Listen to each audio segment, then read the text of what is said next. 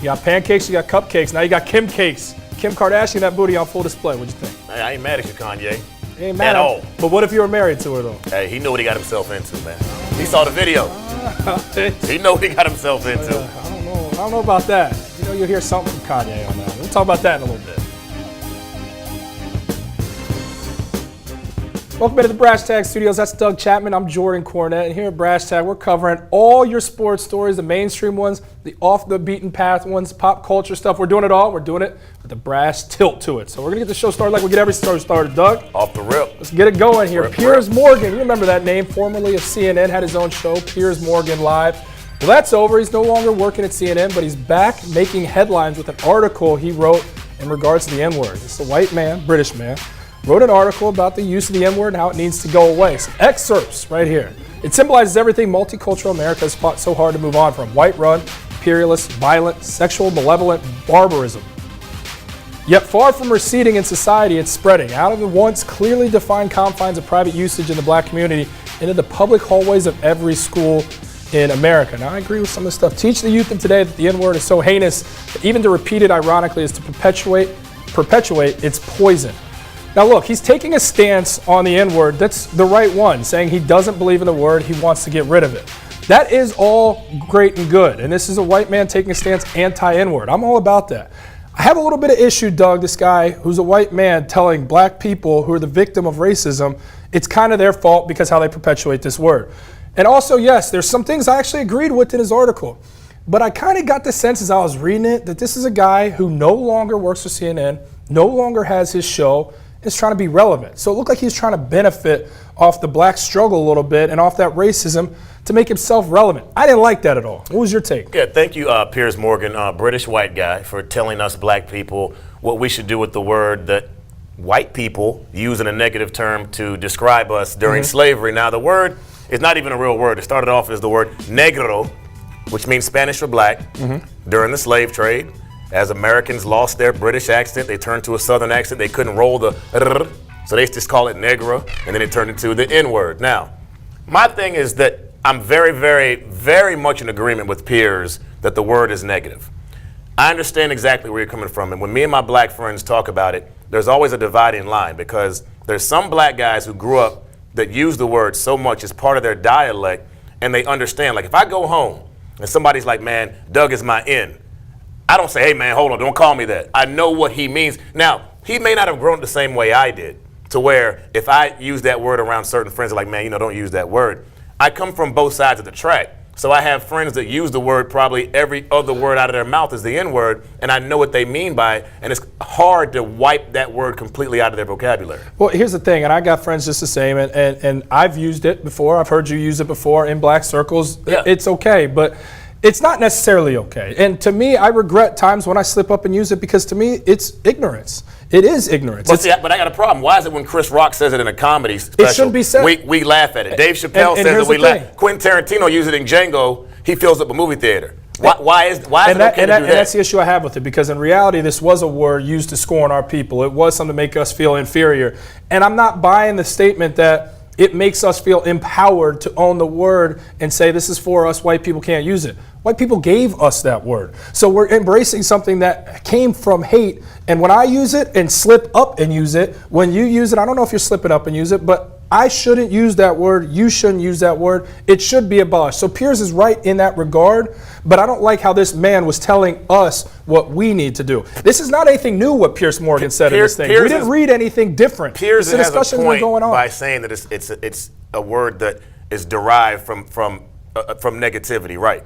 But like I said, I have a hard time with black people that can't understand the other side of black people that aren't from the same way, didn't grow up in the burbs, didn't go to white high schools, didn't grow up around a lot of white people that have been using this word, not just them, their mom, their grandmama, their great-grandmama. The word's been used so long. So I understand that the word is negative, but black people need to understand that there's a portion of our people that still use the word. Absolutely. And I understand, yes, it's a negative word where it came from, but it can be also used, unfortunately, as a term of endearment by a certain segment of our population. Yeah, that's something. Well, if you have a feeling on it, hit us at the hashtag CampusInsiders. It's obviously a pretty powerful topic. Don't refer to either one of us as no N-word.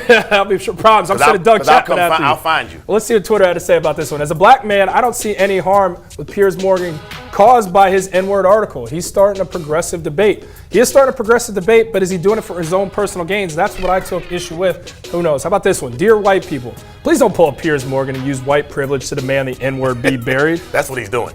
That is what's going on there. And that's where a lot of people take issue with. A lot of people on Twitter, black voices that come up. John Legend was one of them. How about this one? Piers Morgan being a white man doesn't make the point he presented invalid.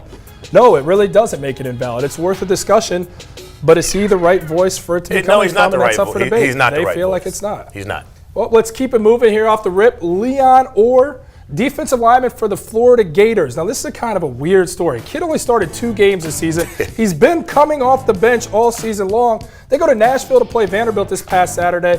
He tells Coach Muschamp, I'm chucking the deuces if I don't start this week. He hadn't practiced with the first team all season, all week long. Doesn't get the start, heads back to Gainesville, doesn't show up for the game. Coach kicks him off the team. Now check out these quotes. Leon Orr, after he made the decision, knowing that if he left, he'd be kicked off the team, he tweeted this in apology. And this hit home. He said, more than anything, I love my university and my brothers. If you really know me and see me play, you can tell. He went on to say, I made the mistake of putting my family's future ahead of my team, and for that I'm truly sorry. It'll haunt me forever. Continuing by saying this, and this is where it really caught me, but as my mother's only son, I gotta find a way to provide for my 3 sisters, his own daughter and niece. Now that struggle's real, Doug. And if you're Coach Muschamp and you see that, maybe you already knew that, and yes, this guy violated a rule, and yes, it was boneheaded for him to leave the team like that, but if you're Coach Muschamp, do you consider taking him back, knowing that this is the plight of not a lot of athletes, and this guy's trying to put food on the table for his family? There's 2 sides to it. He knew the responsibility, not just to his family, his niece, his daughter, his grandmother, his mom, but also to his teammates. Now, this guy hasn't started in over a month. So this is why I'm confused as to where he's going with this. Hadn't started in over a month since the Alabama game. Didn't start all week in practice. What in your right mind make you think that when you showed up in Tennessee, coach will say, oh, man, you're starting now. So you were wrong there. But if he lets this guy back on the team, approach. He shouldn't let him on. You know what he should do? He should make this guy come back and apologize to the entire team. If he wants to come back, you stand in front of your teammates and you apologize, because that's who you really let down first. You didn't. Now you've messed yourself up, because the scouts now in the NFL, you're coming out after this year. That's my point. You make yourself look silly here, man. First off, you thought the bus was going to take you back by yourself. Charter bus ain't driving you back to Gainesville, Florida, bro. He had to rent a car. He had to go rent his own car on his own dime. But the thing is, he hurt himself in the NFL scouts' eyes, and he also made himself look silly to his teammates. Yeah, and there's a chance for redemption with this one. If it's hopefully he can apologize, like you're saying, to the team, and maybe earn his way back and impress himself to scouts, saying, kid made the wrong decision, but he can get back. And if coach doesn't let him back on the team, maybe he lets him stay in school to get that education. Oh, don't kick him out of school now. And then let him at least continue to learn and maybe work on his game outside, make the combine. Who knows? I hope the story figures itself out. Physically apologize to your teammates. Don't do it over Twitter. Stand in front of your team. Be a man. Speaking of bad decisions, how about a guy that continually makes bad decisions? Uh-oh. Young Justin Bieber. That's your boy. Picked up a new hobby. This guy's boxing now, and he tried to get the best on in his team. He getting that weight room, Floyd man. Money Mayweather right there is his trainer working him out. Not in the video right there, but somebody caught up with Money Mayweather to see what they thought about Bieber and his boxing skills. Take a listen. Yo, Floyd, do you think Justin Bieber has what it takes to be a pro boxer? Absolutely. Justin Bieber is a true champion. What's his best move? Every move.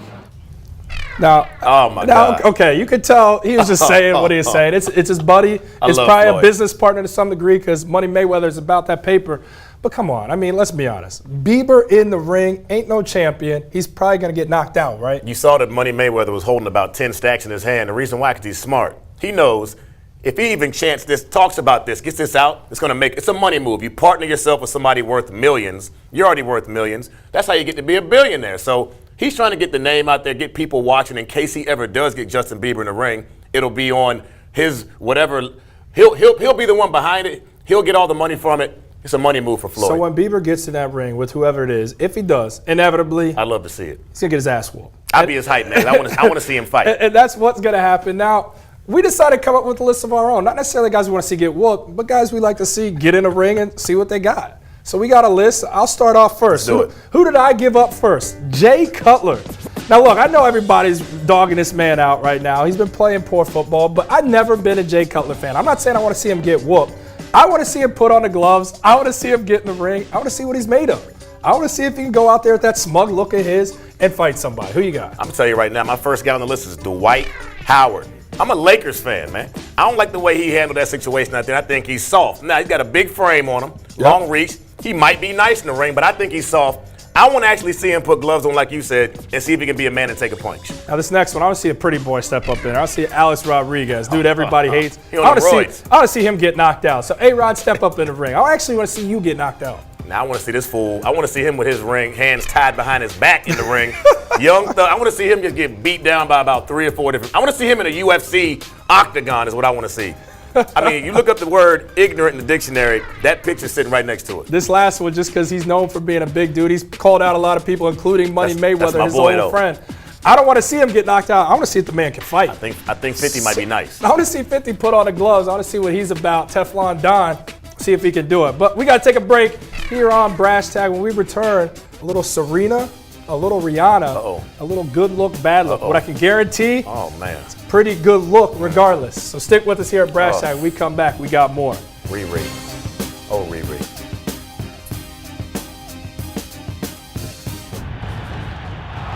Welcome to CI Live. Hey everybody, I'm Bonnie Bernstein. But it will be challenges. Their non-conference slate has come out. Wisconsin, there were 9. Could be taking over the head coaching spot. So terrific athleticism. I just think he's a solid player. This is what college football fans have been waiting for all season long.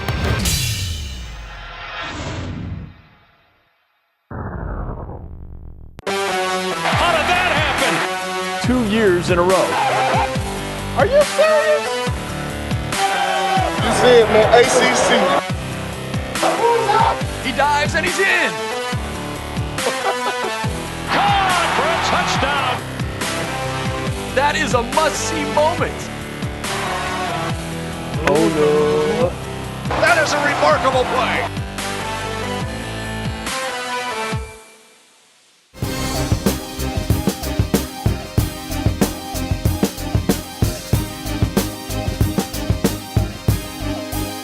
This track makes me feel indifferent.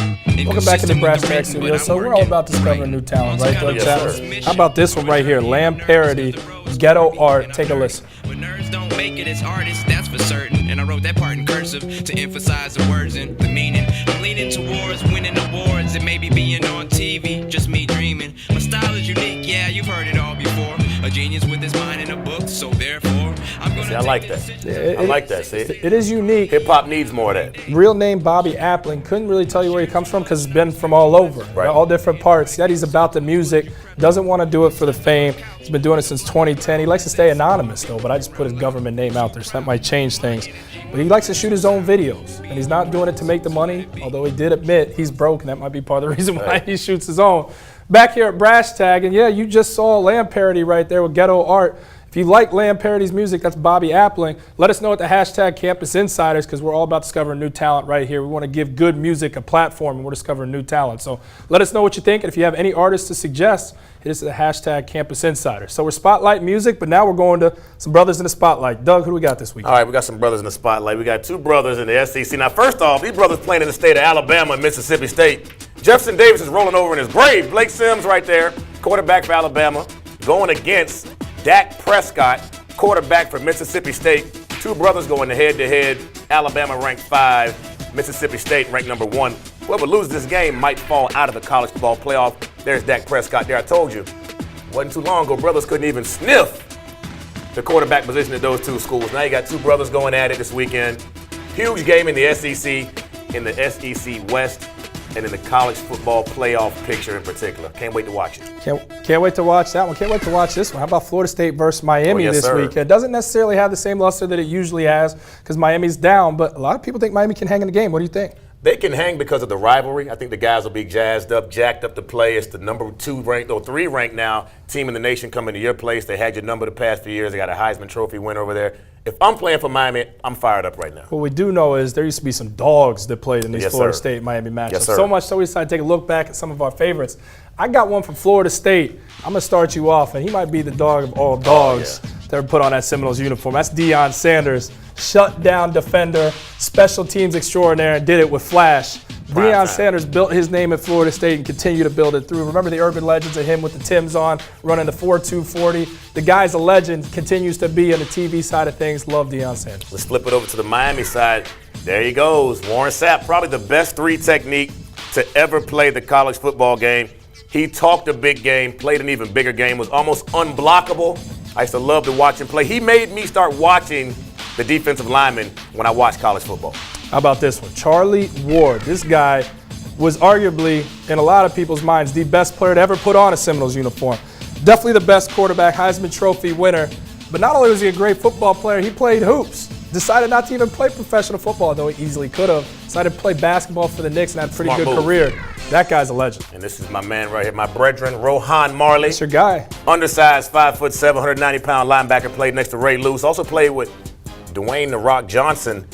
I'm half Jamaican, son of Bob Marley.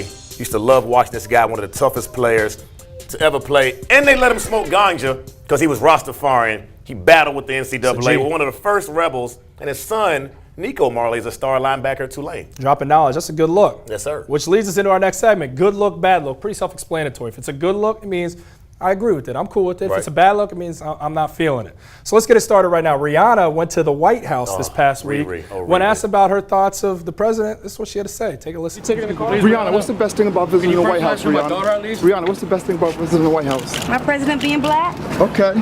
Is the Lincoln bedroom? Okay, my president's black, my Lambo's blue. Good look, bad look. Hey, anything Rihanna does is a good look to me. I am in love with Rihanna, and I hope she's watching because I want you to know that I love you, Rihanna. Okay, you can say whatever you want. Don't be thirsty with it. It's a good look. She's taking pride. I'm thirsty as the thirstiest man can be right now for Rihanna. So that's two good looks. She has pride in her race. She's happy her president's black. Amidst all the hate, she loves it. Good look, bad look. My man Carmelo Anthony and his hat game. Is it tight? Is it a good look? Is it a bad look? That's called too much money right there, man. You start doing what you want to do. That's just too much money. He's not Pharrell. So you're saying bad look? Bad look. He made that in the house. That's a bad look too with that one. How about Serena Williams putting the girls out in the sun? Now, usually you see that posterior, you see the booty, but she's showing the frontal. Good look, bad look. Well, it's a good look because she's getting up there in age. She probably wants to she's trying to land a man. It's about me being thirsty. That's a Serena, that's a thirst trap picture right there. Yeah, she's too famous to do what little teenagers do. And, you never know. And those boppers on IG. I'm not feeling it. That's a bad look, Serena. You're better than that. That's a bad look. It's a good look from this angle. Oh my gosh. Now this one right here, Kim Kardashian. Good look, bad look, the post. Excellent look. Excellent look. Now see, let me flip that and say, how about this for Kanye West? Is it good look or bad look? He knows what he wants. He saw the tape. He said he won him a trophy. He saw the Bound video. He shows his own woman off. He loves that.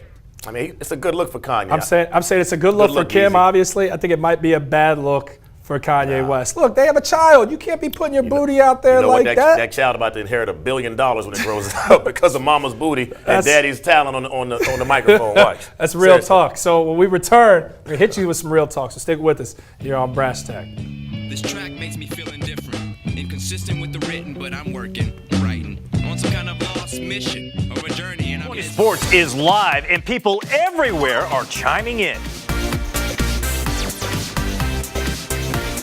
We have to go for a live look in right now. You guys know the drill. Hashtag 120 Talk. It's the part of the show where you drive what we talk about. So what are you waiting for? Download the 120 Sports app today. How did you do it?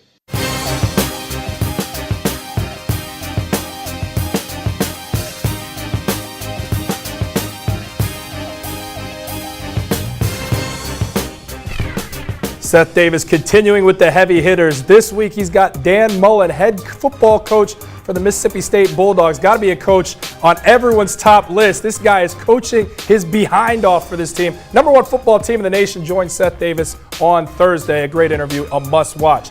Mississippi State. Nobody saw this coming. #1 in the nation. What do you think? We're going to find out how real they are when they play that Alabama Crimson Tide. What happens? What's the outcome? I got Bama winning this one. You got Bama. I think Bama's the best team in the country. Taking Bama. I agree with you. Well, let's see what Twitter has to say about some of the stuff going on in this show on the Twitter hashtag. It's Leon Orr for this one. Leon Orr, you leave your team because you don't start. Everyone has their part on the team, starting or not. Hashtag humility, hashtag team player. That's true, and those are the question marks that these these NFL scouts are going to be wondering about, is what kind of team guy is this man? So it's a legitimate one right there. Listen, Leon Orr, your parents need to whoop you behind for leaving your team because you did not start. Piss poor decision.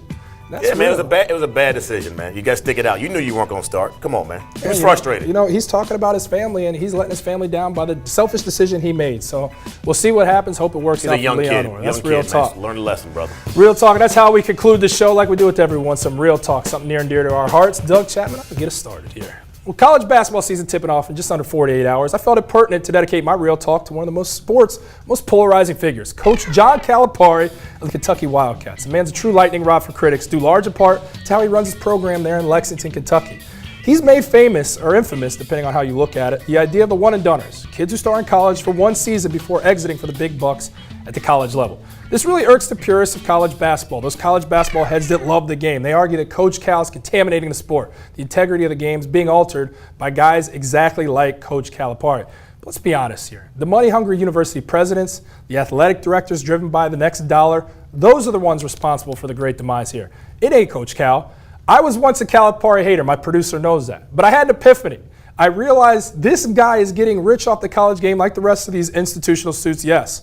But at least he has an authentic desire to include the guys that he coaches. He wants to show them the money too. And that's what I dig about this guy. Coach Cal, he's put over 30 guys in the NBA. He's made millions for these guys. A lot of these kids, they came from nothing. They now possess a wealth that will spread generations upon generations. He takes great pride in that. I listened to it in an interview he did with Seth Davis. I see it, I believe it. And if he remains, countless more are going to experience the same luxury. It's special. He's making a difference. The man is aware how corrupt the NCAA system is, and all he's doing is manipulating it to get those critical players a piece of the pie. You can love him, you can hate him. The man doesn't care, and I love that. He's changing lives, and the purists, they're just going to have to deal with it. So enjoy watching UK chip up this year because they're going to do it. And what I'll enjoy most, watching those kids who cut down those nets move forward in life, be able to support their families for a lot of years to come. Thanks to Coach Calipari. That's real talk. Doug Chapman. All right, Kim Kardashian's big bare butt is on the cover of Paper Magazine's Winter Edition. Now, there's many who dismiss her rotund backside as fake and not the result of hard work, but guess what? I don't give a damn. It looks amazing. Now, I won't speak for every man, but personally, I don't care if a woman has had some work done because as long as it looks good, then it's all good to me.